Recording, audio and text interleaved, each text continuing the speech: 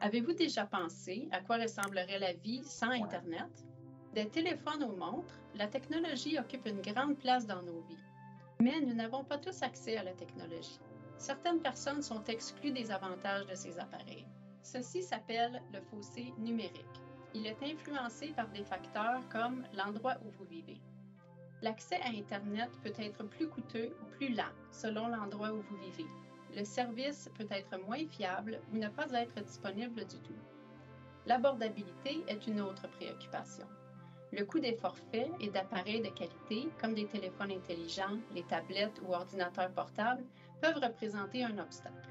Le fossé est également causé par la compétence, les connaissances et la capacité d'utiliser la technologie efficacement.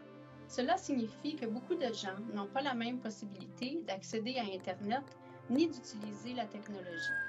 Les personnes qui vivent dans les régions rurales, celles qui ont un faible revenu et les aînés font partie des groupes qui vivent le fossé numérique. Les ordonnances de confinement et les exigences d'isolement liées à la COVID-19 ont mis en lumière le problème du fossé numérique. Pendant cette période, l'accès à Internet est devenu le principal moyen pour de nombreuses personnes d'accéder au travail, à l'école, aux services de santé et aux services sociaux, et à leurs amis ainsi qu'à leur famille, et même de magasiner pour des produits essentiels comme la nourriture. Pendant la pandémie, les gens pris dans le fossé numérique se sont retrouvés avec moins d'options pour socialiser, apprendre, travailler et accéder à des renseignements et des services essentiels. Pour remédier à cette situation, des partenaires communautaires de la région des services de santé du Témiscamingue se sont réunis pour lancer le projet Combler le fossé numérique. Les partenaires locaux ont cherché du financement, acheté des appareils comme des téléphones intelligents, des tablettes et des ordinateurs portables et ont établi des modes de paiement par Internet. Ils ont ensuite aidé les membres de la collectivité qui vivent le fossé numérique à accéder à ces mesures de soutien. En date du 3 mai 2022, ce projet avait aidé 398 membres de la collectivité qui se heurtaient à des obstacles financiers pour accéder à la technologie et ou à une connexion Internet. Lorsque l'on compte les membres de la famille qui ont également utilisé les appareils ou l'Internet, on évalue que ce projet a aidé un total de près de 713 personnes. Les personnes qui ont reçu des appareils ou des services Internet ont dit ceci. C'est très agréable d'avoir accès à Internet maintenant pour que je puisse garder le contact avec ma fille et ma famille.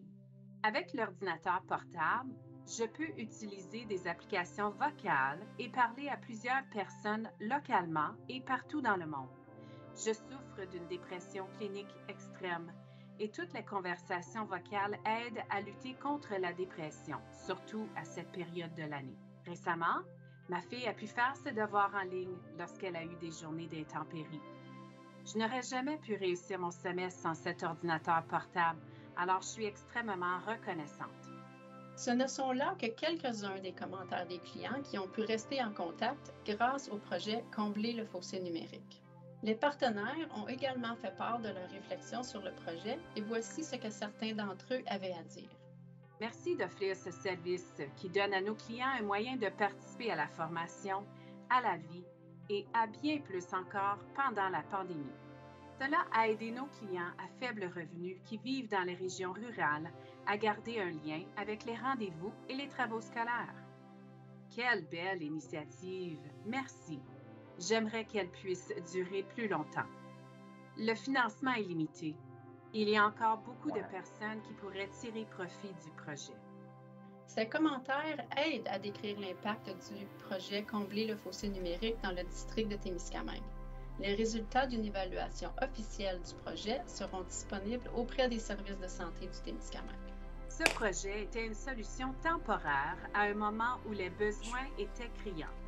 Le fossé numérique demeure un gros problème dans nos communautés. L'importance d'Internet dans la vie de tous les jours a été soulignée par le fait que le Conseil de la radiodiffusion et des télécommunications canadiennes reconnaît l'accès à Internet comme un service de base et que les Nations unies reconnaissent l'accès à Internet comme un droit de la personne.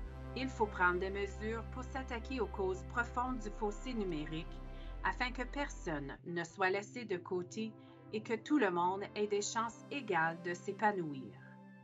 Ce travail a été rendu possible grâce au financement de diverses sources et à tous les organismes d'aiguillage et aux partenaires communautaires qui ont participé à ce projet.